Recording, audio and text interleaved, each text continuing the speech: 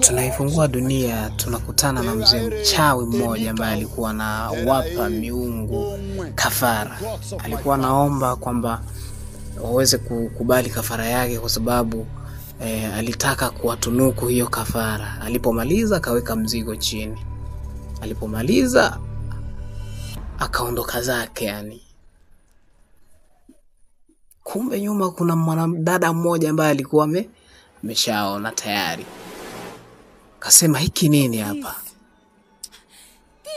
Hawa watu wataacha lini kuweka kafara chafu hapa katika mtaa wetu? Katika hii karne ya 21 kweli kuna bado watu ambao wanaweka vitu kama hivi hapa? Hivi vitu kabisa. Hapana. Acha nitafute namna ambayo ya kuweza kuvitupilia mbali kwa sababu mtaa wetu haustahili vitu kama hivi. Mwanadada akachukua karatasi, akachukua na huo uchafu akamwaga kama vile ambavyo alikuwa ameweza kusema. Akamwaga kabisa, akamaliza akatupa. Kugeuka yani kidogo tu yani akakutana na mwamba yani. Say, habari yako mkuu?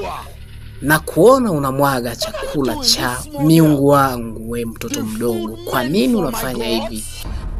Hivi unamwaga chakula cha miungu wangu kabisa. Miungu ya mababu zangu tangu enzi za mababu zetu walikuwa wafanyagi hivyo. Akaanza kuongea katika lugha ya mama yake mzee. Akasema, sikiza, hakuna chakula ambacho miungu anakula. Ni miungu gani ambao wanakula we mzee?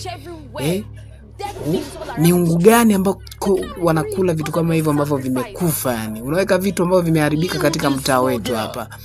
Wewe mtoto mdogo, kwa nini unathubutu kupingana na miungu wangu? Wewe unijui mimi katika mtaa huu? Mimi ni chifu katika mtaa huu. Unathubutu kupingana na mimi? Unathubutu kumwaga chakula cha miungu wangu? Unakitupilia mbali kweli? Hapana, siwezi kukubali. Akaongea katika lugha za mama yake. Akamwambia kwamba katika kitu ambacho umekikosea katika maisha ni kuweza kumwaga chakula cha miungu wangu, wewe mtoto mdogo, kwa sababu huu mtaa watu wananiogopa. Haiwezekani wewe mtoto kama mdogo, wewe kama wewe unaanza kumwaga chakula changu. Akamwambia, mimi nakuheshimu mzee, lakini hiki kitu hakiwezekani kwa sababu hakuna Mungu ambaye anakula chakula live.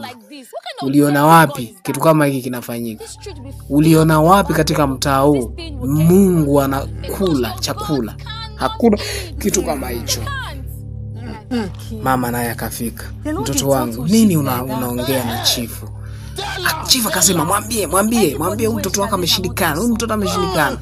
Akamwambia, wewe huwezi kuishi kabisa kama unapingana na huyu. Akamwambia, mwambie umemsikia?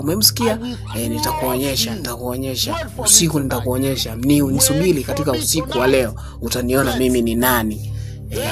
Katika hicho ambacho umekifanya utaniona mimi ni nani na utanitambua. Utanitambua vizuri. Akaongea katika lugha za babu zake na nini. Mzee akajichenga. Akamwambia, usinitishe na hivyo vitu vyako, huwezi kunitisha kwa lolote. Mungu wako amekufa, yani hautaniogopesha. Mimi katika huu mtaa huwezi kunitisha kabisa. Mwanadada akasepa zake. Bwana, usiku ulipofika, yani usiku, yule mzee akatimiza ahadi yake kwamba angemtembelea usiku. Mzee alikuwa amejipanga kabisa na kuweza kupigana na mwanadada. Akaanza kuchekelea, ati muangalie nyao mdogo sana. Muangalie mtoto mdogo sana ambaye anataka kushindana na mimi. Akamwambia, kamelala. Hakajui kwamba mimi nimeshajipanga. Hata anangorota, hana nguvu hata kidogo. Amekufa huyu. Ni kitu ambacho kimefariki kabisa. Umesema kwamba unataka kushindana na chifu. Mimi chifu ushindane nami?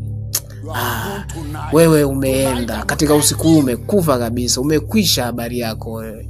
Akamwangalia hivi, akaanza kupiga yani mabomu yake yale. Akaanza kuyapiga yani. akapiga, akasema mbona huu mzigo mgumu yani, naona mzigo haukubaliki kabisa. Kumbe pembeni yake kuna mtu ametokea. Jamaa kashtuka, mbona unapigana na mtoto wangu? Nimempatia ushindi mtoto wangu katika miaka 2000 iliyopita katika msalaba. Umempatia ushindi mtoto wako? Na vile amelala namna hii na anangorota, nimempatia mtoto wangu usingizi mzuri. Si kwa sababu yeye amelala kabisa katika usingizi, ila amelala kwa sababu ya neema yangu. Akasema kama ni hivyo, amke tupigane na yeye, amke tupambane naye, nataka nipambane naye kabisa. Akamwambia msikilize, sikiliza, mimi mwenyewe nimempigania. Akasema hapana, hapana, hii sio fair, hii sio fair kabisa, hii sio fair. Akamwambia kama unataka kupigana naye tayari kashashinda kabisa, kila kitu kamaliza. Akamwambia nisamee, nisamee, mimi nimefika hapa bila kujua, sikujua kwamba niko nafanya nilitegemea kwamba mimi, sikutegemea kwamba nitakuta hapa, nisamee please. Akamwambia nyamanza, nyamanza, usiongee neno lolote. Akamwambia unajaribu kuongelesha mwanangu ninayempenda? Nimekuamuru ruka kichula chura, ruka kichula chula hapo hapo, ruka kichula chula, sitaki mchezo, ruka kichula chula. Ruka kichula chula mpaka kieleweke. Leo utanitambua mimi ni nani, utatambua kwamba mtoto wangu ana Mungu wa kweli, ana Mungu wa kweli.